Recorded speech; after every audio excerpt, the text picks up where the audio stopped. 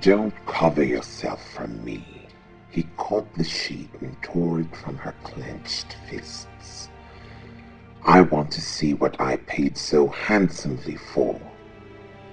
Pain slashed across his features as his gaze swept over her naked body. Then his jaw hardened. In a shivering trance of fear, Whitney stared at his hard, ruthless face, while her tortured mind superimposed other gentle memories of him. Clayton did love her. He loved her, and in return for his affection and generosity, she had caused this proud man to become an object of public ridicule. Love and possessiveness were driving him to do this terrible thing to her. She had driven him to it by denying her feelings for him for so long, by her blind determination to marry Paul.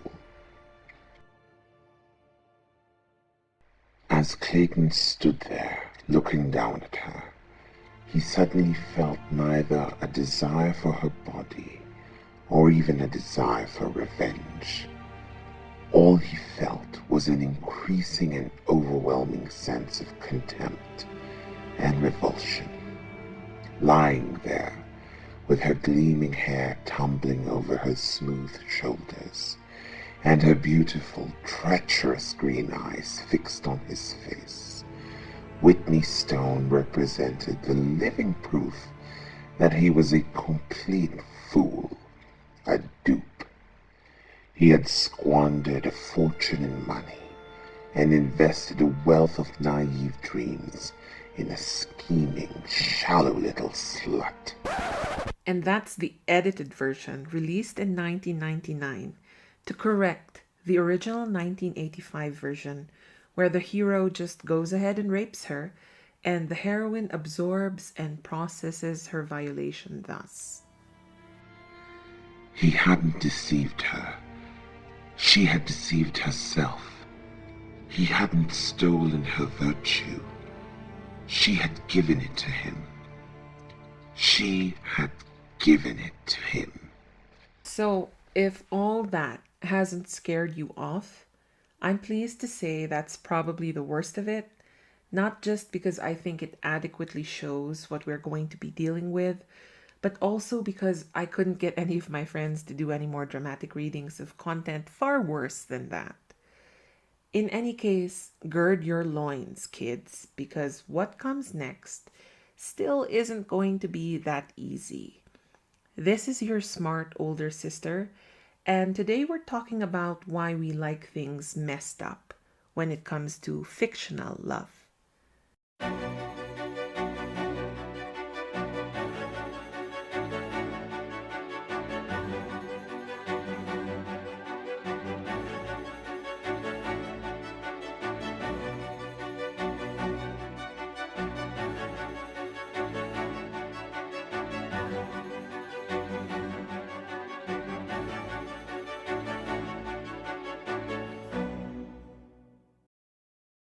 It was mid 2003.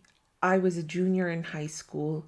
The term had just started, and my best friend from way back in elementary school showed up to school one day with a paperback that she put on my desk.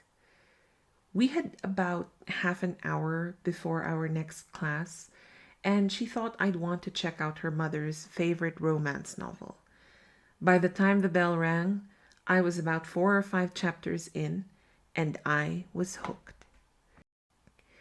And no, it wasn't Whitney, My Love, from which the excerpt at the start of this video is from.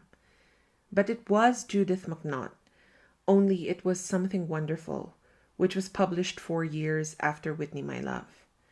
Having read all of Judith McNaught's books, I think Something Wonderful is still kind of my favorite one, but only because I think the male protagonist, Jordan, is the least awful one, at least from the Regency era heroes.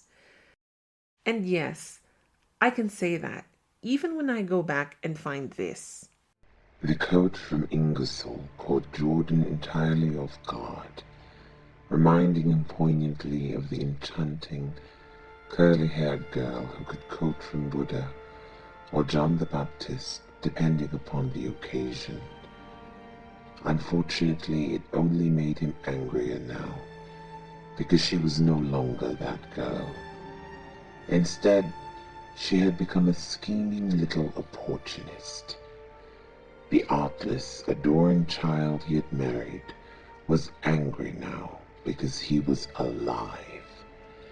The bewitching young girl he had wed had turned into a cold, calculating, beautiful bitch.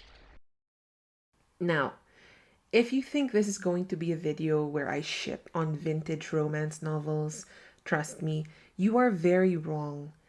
Having gone through the process of writing and recording this, I think it's fair to say that, if anything, I shit on myself, so relax. We will not be tolerating any author or romance novel hate in this space, so if that's what you came for, you can check back in later for the next video. To be very clear, I'm not trying to say that romance novels are bad or that older romance authors were terrible and anti feminist. In fact, Judith McNaught, my gateway drug into this genre, was so affected by the number of women who were apparently functionally illiterate in 1993 that she rewrote one of her novels to include a literacy theme. According to a Houston Chronicle article that I found reposted on her fan site, she then donated a portion of the novel's proceeds to women's literacy programs and got her publisher and sponsor to include a card with a novel that the readers could send to the sponsor to increase their counterpart donation, as well as learn how to become literacy tutors. That's something, right? She also refused to take any disrespect from anyone, mostly sneering men, about the genre she writes in, which in many ways she redefined and popularized. So, again, whatever else I might say about certain characters in the romances we're going to discuss today, I hope I make clear now that my dislike for certain characters or tropes or plots does not at all translate to a dislike for the authors. Staying with the example of Judith McNaught, I can definitely say that I no longer like some of her characters and more than half of what happens in her books. But her books still enjoy a cherished place in my personal library, and she isn't even the wildest author on this list in terms of the substance of her work. This video is a space for us to talk about how what we like can change and how we can like things in theory and want the total opposite in our actual lives. So, this whole re examination of my previous tastes happened almost a decade ago. I was waiting to find out if I was a lawyer, and having nothing better to do after cleaning up my house and watching all the movies and television shows I needed to catch up on, I decided to reread the books I picked up and treasured in high school. I hadn't read most of them in years, and I genuinely expected to relive that giddy, knee weakening excitement I always experienced reading great romance novels.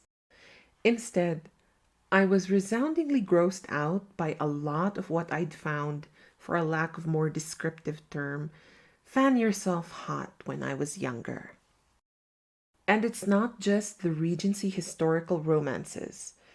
Jude Deveraux wrote a medieval romance series that started with The Velvet Promise, which was my favorite one.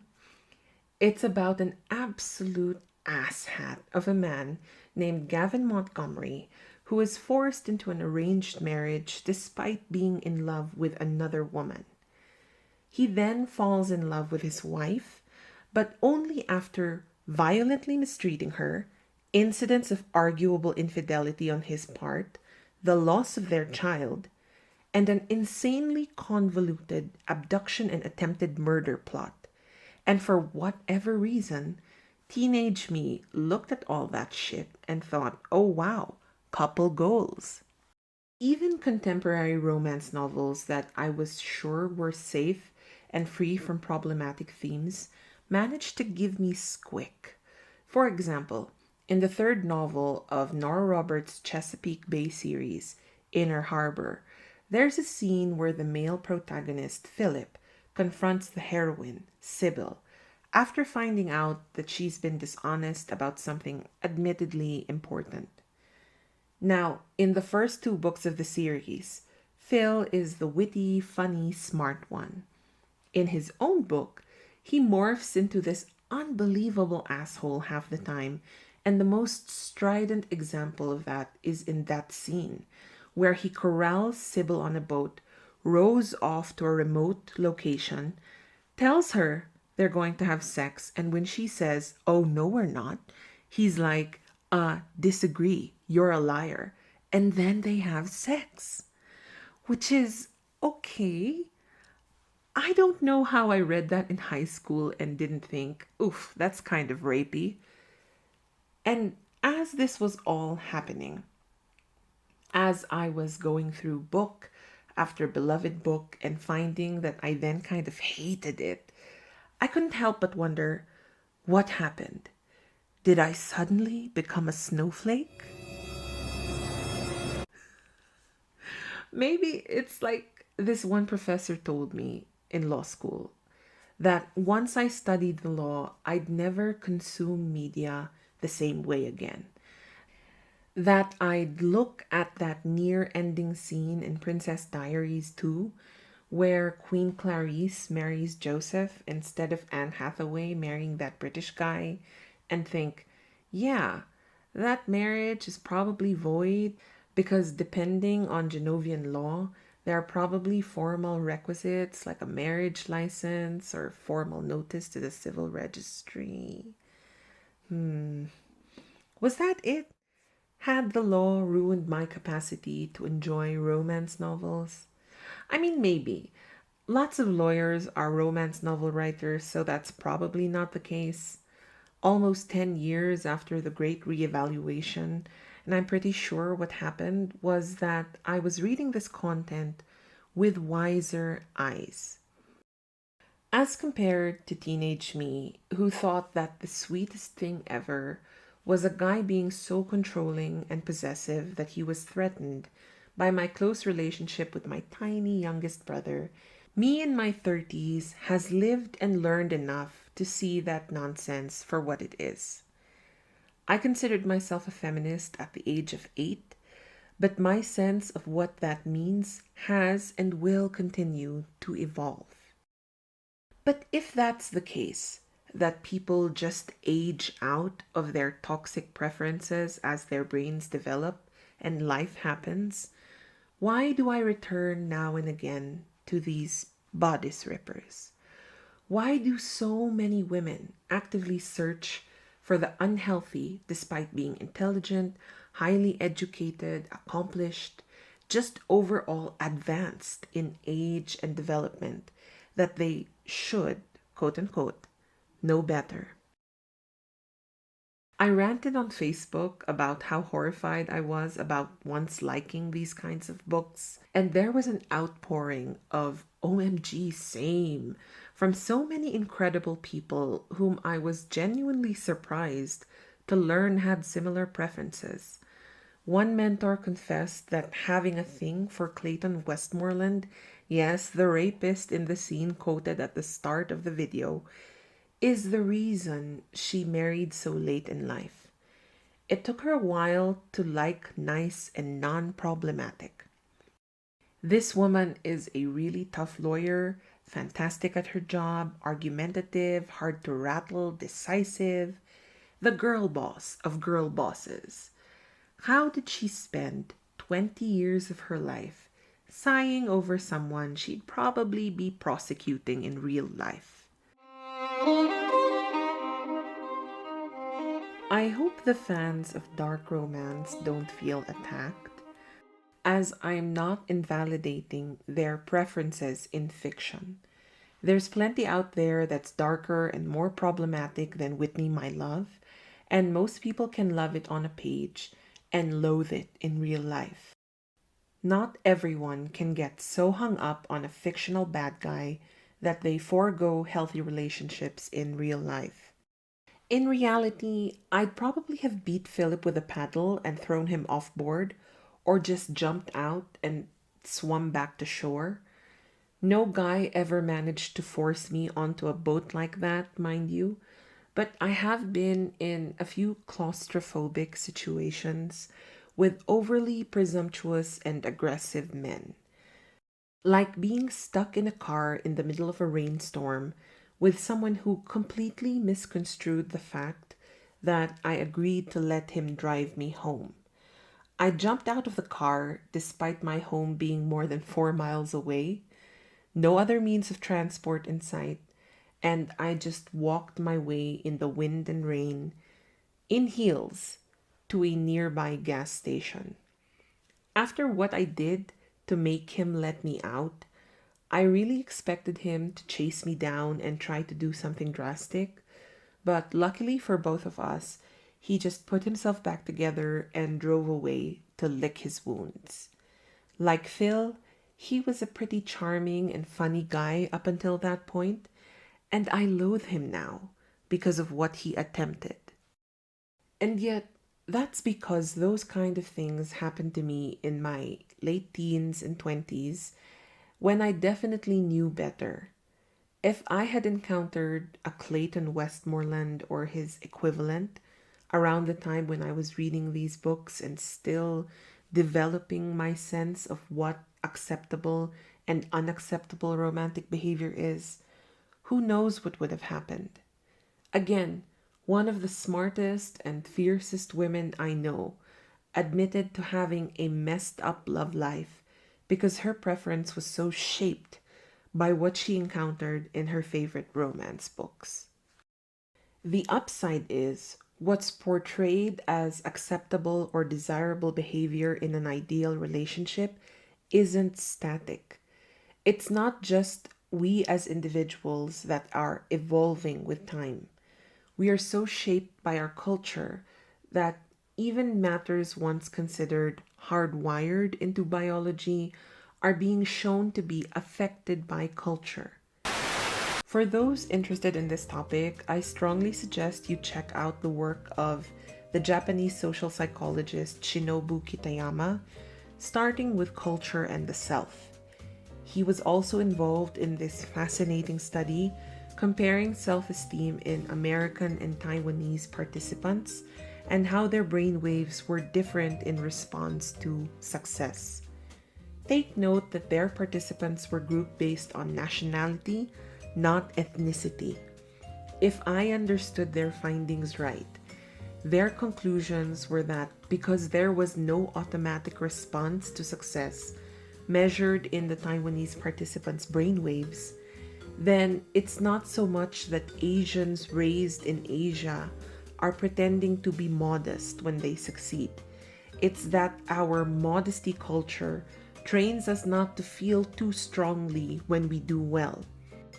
Contrast that to the American participants who were brought up in a culture of individualism and self promotion, and there is a strong automatic response when they succeed. Anyway, links at the end of the video and description. Check it out. So, why am I talking about culture? I'm not saying that culture explains everything or that something being acceptable in a certain culture means that it's acceptable in general. Even in that study I was talking about earlier during the tangent, the researchers made sure to emphasize that their findings in no way discount individual nuance. I'm just saying that in relation to what we find romantic, I think we have to consider our preferences in cultural and historical context. Even without the benefit of reading neurological and social studies, I think we know this almost instinctively. There are tags on AO3 like period typical violence and period typical sexism that serve to warn readers about what they're about to get. And something about those tags has always struck me as interesting because apart from serving as warnings to readers, I also feel like they serve as disclaimers. Like, this shit is in here, but A, it doesn't mean I endorse this kind of behavior per se, and B, it's period typical. So, in context, it isn't as bad because back then they just considered that sort of thing normal. Fiction is a form of escapism, and it's a very human thing to want to escape into worlds not like our own, even when things are not great there. This doesn't just apply to romance. For example, how much do we love A Song of Ice and Fire or the first three seasons of Game of Thrones? Most of us would probably live pretty shitty lives in Westeros unless we were lucky enough to be aristocracy, and maybe even then we'd end up on the wrong side of Tywin Lannister. But don't we love it? And since we're talking about Tywin, I'll admit here and now that he's the character I relate to the most, not just on the show, but in the books.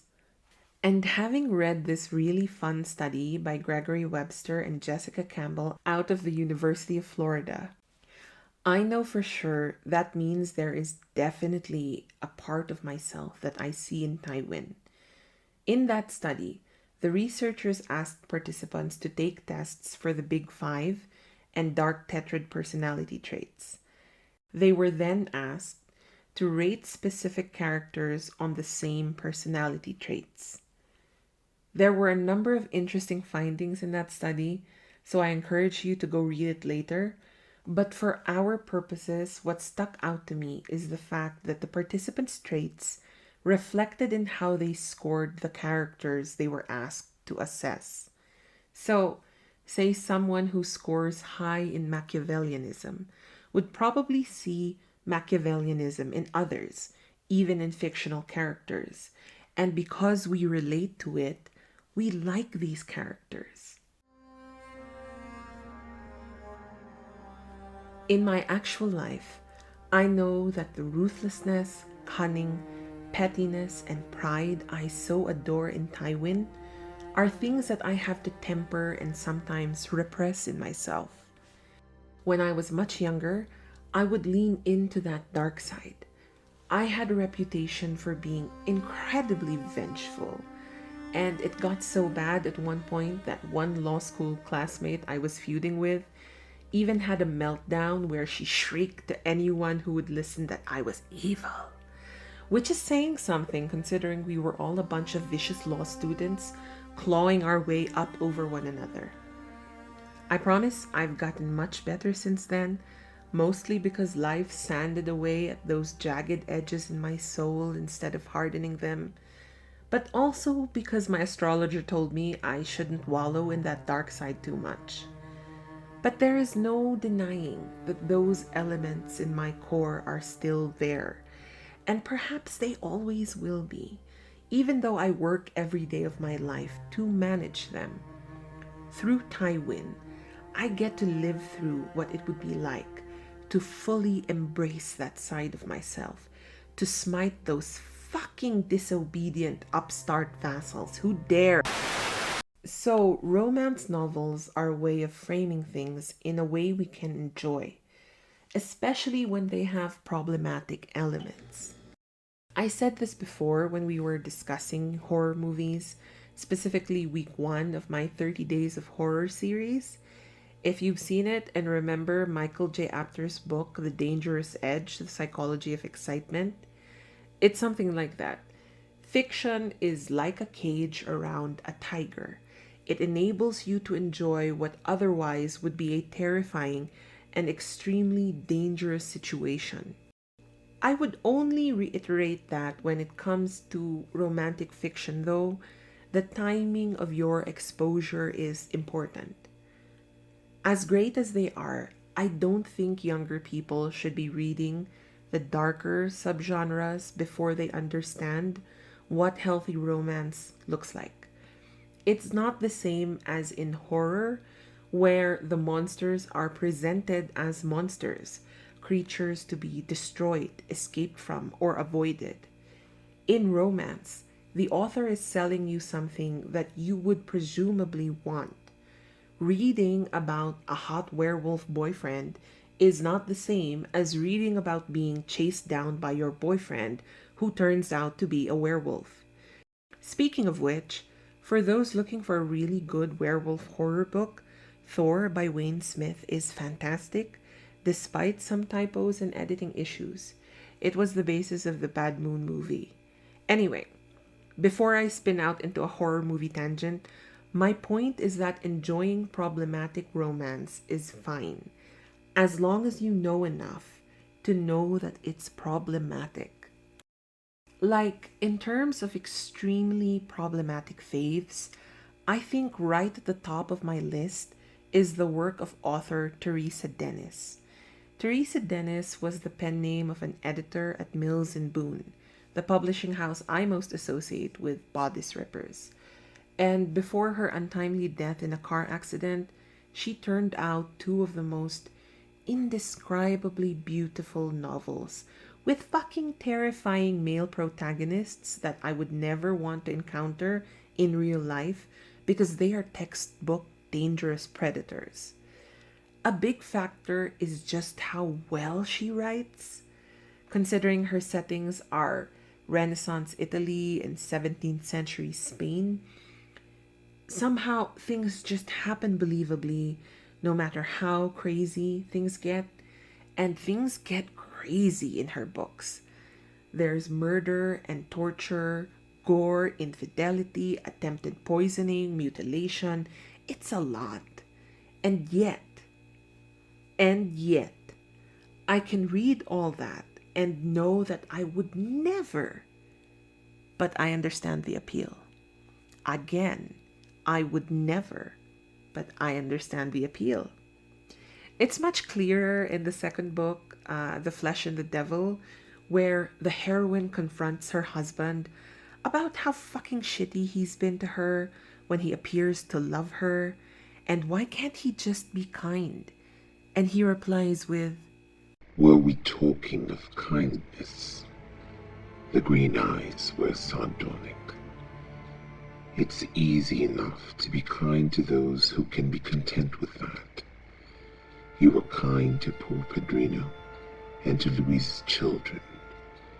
Kindness is a painless thing to give, and easy, a sub to those you do not need. Friendship and kindness have not to do with this. For a moment, the look in his eyes, as brilliant as an eagle's in the harsh inscrutability of his face, terrified her. I am not kind to the air I breathe, nor to the food I eat, nor to you. it's like a messed up version of what Erich Fromm was talking about in The Art of Loving, right? It's immature love that says, I love you because I need you. And the primal, uncompromising, uncaring, selfish intensity of that kind of love does have its appeal.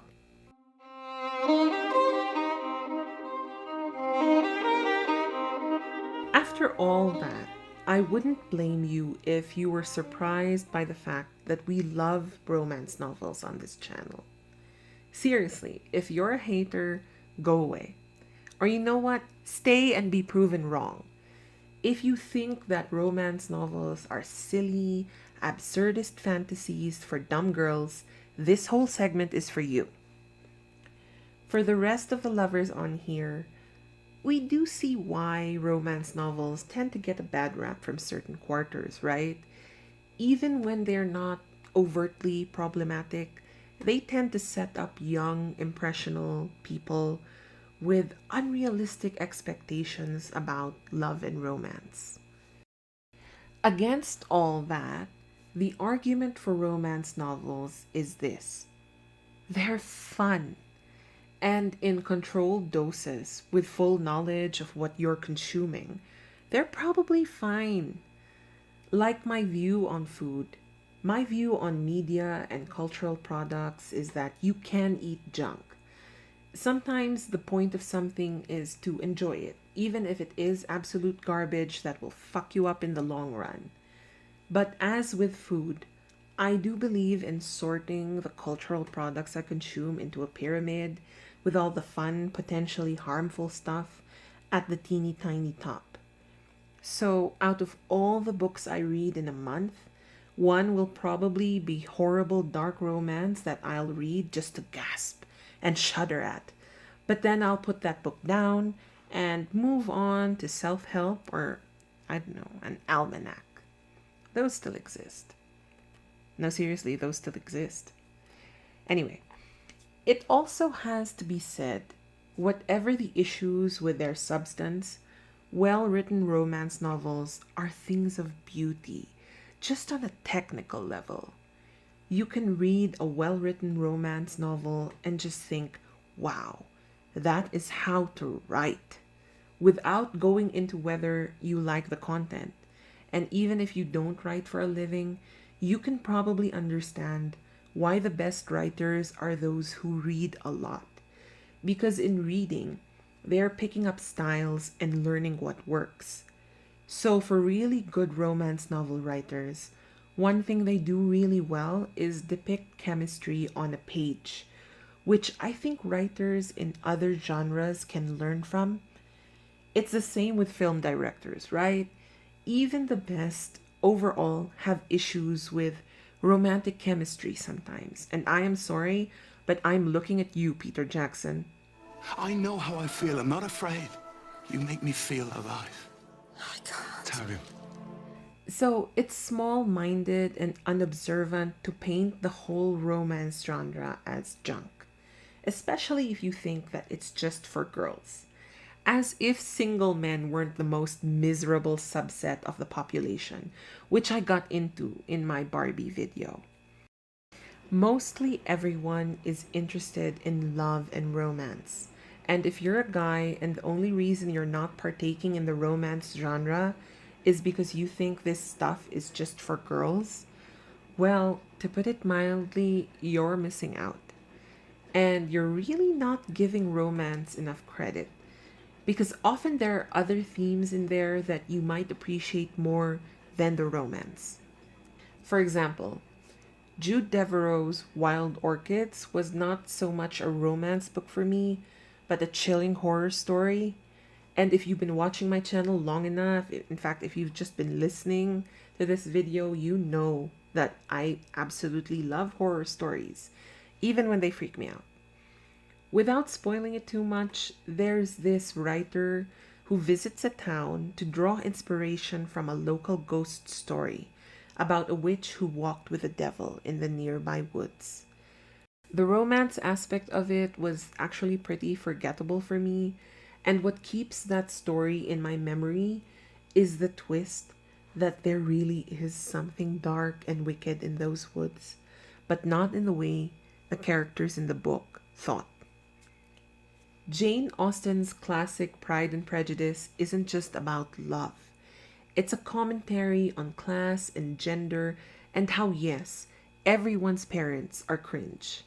My dad, who is about as Marlboro cowboy action star alpha as it gets, has not only read the book, he has seen every version and adaptation from Colin Firth to Lost in Austen, and he even has a Mr. Darcy ranking. Sorry, Colin, Matthew McFadden's the best one. Modao Zushi, or Grandmaster of Demonic Cultivation, isn't just a wuxia novel about two hot magic guys getting it on. It's about karma, class, friendship, duty, family, revenge, forgiveness, all these themes that cross time, ethnicity, and culture. Romance as a genre endures and continues to get better because it deals with something universal. Even when it no longer conforms to modern sensibilities, we can appreciate it for what it is, an ode to a facet of human nature that we should be able to acknowledge even when we no longer think certain forms of it are acceptable.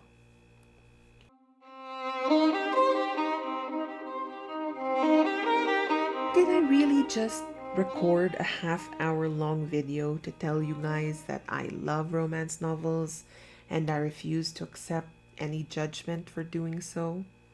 Well, apparently yes. If this helped you in any way, I hope you'll give this video a like and consider subscribing, because I have another video lined up for this month where I talk about love. Think of it as part 2 of a duology celebrating Valentine's month. Until then, comment below about your most problematic faves. If you didn't know it before, I think this video has definitely shown you are not alone.